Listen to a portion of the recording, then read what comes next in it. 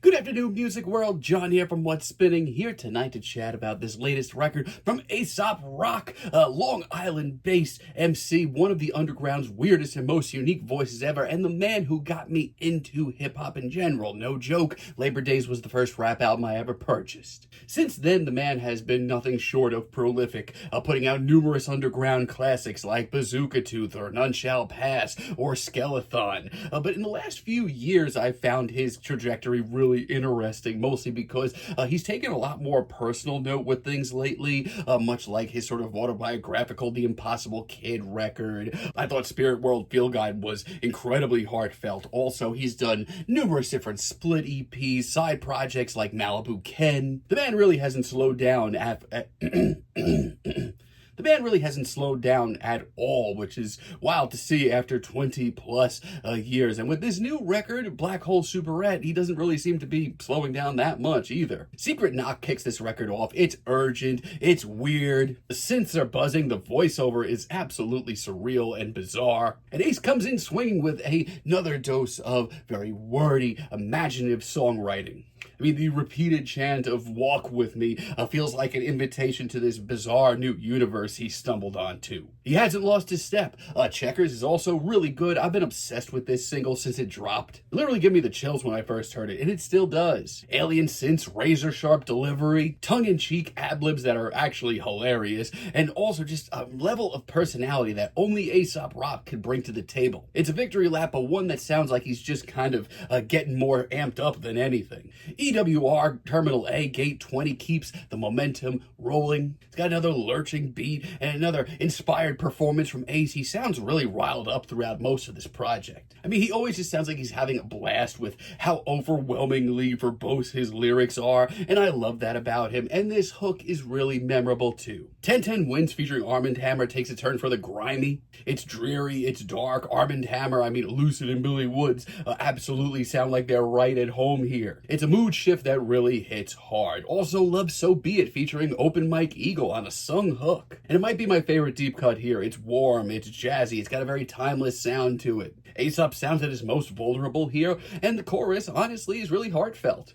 And John Something is Ace at his funniest and sharpest as Ace kind of unravels this story about an artist that really inspired him back in the day. He just can't seem to remember the name of him, though, and he only gets more forgetful as this track rolls on. I mean, it's clever and surreal, and so Aesop Rock. I mean, the man still hasn't really slowed down that much. For the most part, this album does work, and at first I was kind of worried about the length of this thing. It's 18 tracks in over an hour, but it does kind of even this thing out, because a couple of tracks here, not too many, do stumble a little bit. More than usual, I'd say. Like Movie Night, for example. He's always been just such a master of character-driven storytelling. I mean, think Kirby, No Regrets, even John Something from a few minutes ago. But this one doesn't land. It's clunky and it's awkward. It never really gets going. Also, Send Help. This track has never really connected with me since it dropped as a single. I was hoping it was going to grow on me, but it hasn't. I don't know, the beat just kind of plods along, though, and never really gets going. And Aesop Rock's lyrical performance, it's totally fine, but I feel like we've just been here before. And Charlie Horse, honestly, breaks my heart. I mean, Lupe Fiasco, Aesop Rock,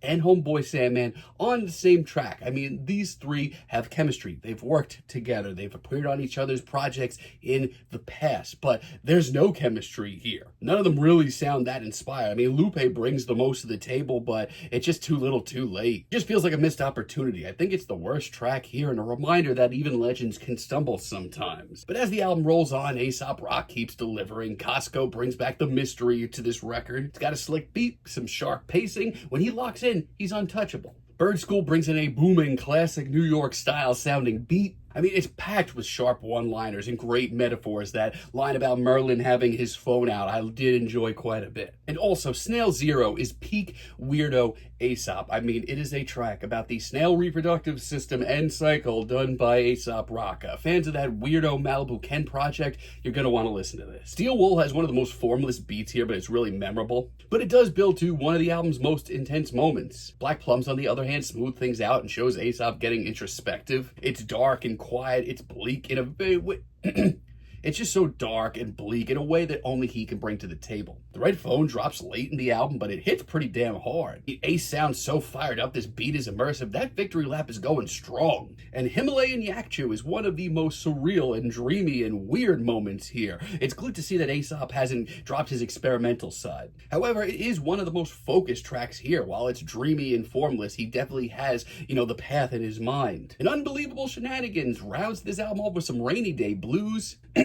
This one features Hani El-Khatib on guitar and features some of Aesop's most personal bars on this entire record. It's moody, it's stripped back, it's real, it's the perfect note to land on. I mean, is this album a little long? Yeah. Is it more of a victory lap than anything? Well, absolutely. He does stumble at times, maybe a little bit more than I'm used to hearing from him, but honestly, we're eating so good and abstract and weirdo hip-hop right now, I can't help but freaking love this project. It puts a smile on my face. I'm feeling a light 8 on this thing, but let me know what you all think down below. If you like the video, be sure to give us a like, give us a subscribe, and let me know down below what you would like for me to chat about in the future. And until next time, have a great day, friends.